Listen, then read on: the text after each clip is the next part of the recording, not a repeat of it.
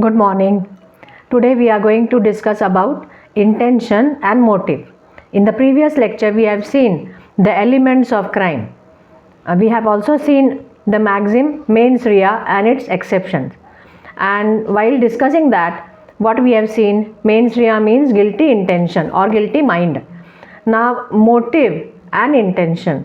Motive may be good, motive may be bad. It is not having any relevance in criminal law. Motive is a reason or a ground of an action, whereas intention is the volition or active desire to do an act. Means intention is different and motive is different. And for criminal liability, we need intention and not motive. Motive is irrelevant. However, again, many a times I have told you, there are exceptions in criminal law. So, general rule is that motive is irrelevant. However, sometimes motive becomes relevance. First of all, we will see what is intention and motive. Thereafter, we will see about the exceptions. What I told you, what is motive? Motive is the reason or the ground of an action, whereas intention is the volition or the active desire to do an act. Means connected to the crime, the desire, the immediate desire, that is intention, and ulterior to the act, that is called as motive. Motive is the reason or the ground because of which we do certain things, and while doing it we have a specific desire again, and that connected to the crime, connected to the wrongful act, the desire is there. That desire is called as intention. Intention is in, you can say, operation of the will.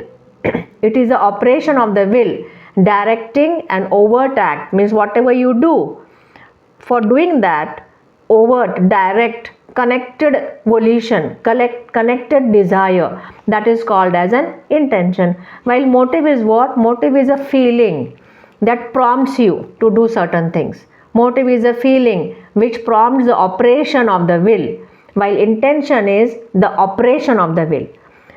See the difference. What is motive? Motive is a feeling that prompts you the operation of a will, or which motive is a feeling which prompts the operation of the will, while exact operation of the will directing to that particular act is called as an intention. So intention is different and motive is different. A thought comes in your mind. Okay, when a thought comes in your mind, before that also your mind is working, so that your mind is drawing certain inferences, and then a thought comes in your mind. The first thought, or what we discuss now, it is a feeling which prompts. It is a feeling which prompts. Therefore, the first thought which comes in your mind is motive, and that desire. See, every desire is connected with the other desire. So the first desire, the first feeling which comes in your mind is motive. That motive gives birth to another desire, and for that desire, or because of that desire, you do the act, and that is called as intention. So ulterior to the act, remote to the crime, remote to the act is motive, and connected to the crime is intention. Motive should not be confused with intention. Intention is immediate.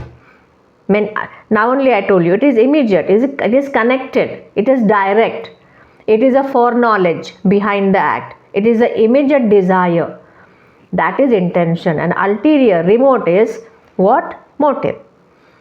Desire gives birth to another desire. The another desire will tell you to do certain things, and you will then thereafter prepare, and then you attempt. We have seen the stages of crime also. Now, the first thing is what? Intention. We have seen the first stage as intention. However, that is not the first stage in your mind. In your mind, that intention has got birth through something else, and that is called as motive. Such desire might be a means to another desire. Such ulterior mental condition, ulterior, remote mental condition is called as motive for the act, and connected to the act is called as intention. Motive should not be confused with intention. Intention is immediate desire. Intention is a foreknowledge of an act. Intention is the sole condition which we see in criminal liability. Criminal law wants only intention. It does not want motive. Motive may be good, motive may be bad. It does not have effect upon the criminal liability. Motive may be good. We'll take an example of a good motive and a bad motive, and it is not having effect upon criminal liability. A person is not having any money in his pocket. At that time, what he sees some children starving. He wants to do certain things for them, but he's not having money. So what he sees, a shop is there without anybody, no shopkeeper, no persons are there in the shop. So he enters the shop. He steals certain goods, cake or bread or something, and gives all the food material to the children. His motive is good, but he has stolen the things. So law will only see, for fixing criminal liability, law will only see intention. You entered the shop with a dishonest intention to take the goods without paying money. So that is a theft. But my motive was good. The person may say, that my motive was good. Yeah, your motive may be good, but it is not having effect upon criminal liability. Motive is irrelevant here. Okay, for fixing criminal liability, intention is necessary. But when, because of the criminal liability, he is going to get punished, at that time, we will see motive. Maybe he will get little punishment, but he will get. Motive may be good, but it is not having any effect upon criminal liability. Criminal liability only wants intention. This was an example of a good motive. Now we'll take an example of a bad motive. One rival of a person, he's having a malicious desire, a bad motive he has, and he feels that I should compete with the person. We have seen this case. We are seeing this case from taught only. Gloucester Grammar School case. The rival of the Gloucester Grammar School, what he does, he starts another school nearby Gloucester. So few students go to the new school. So there is actual loss to Gloucester Grammar School, but there is no injury. Legal injury is not there.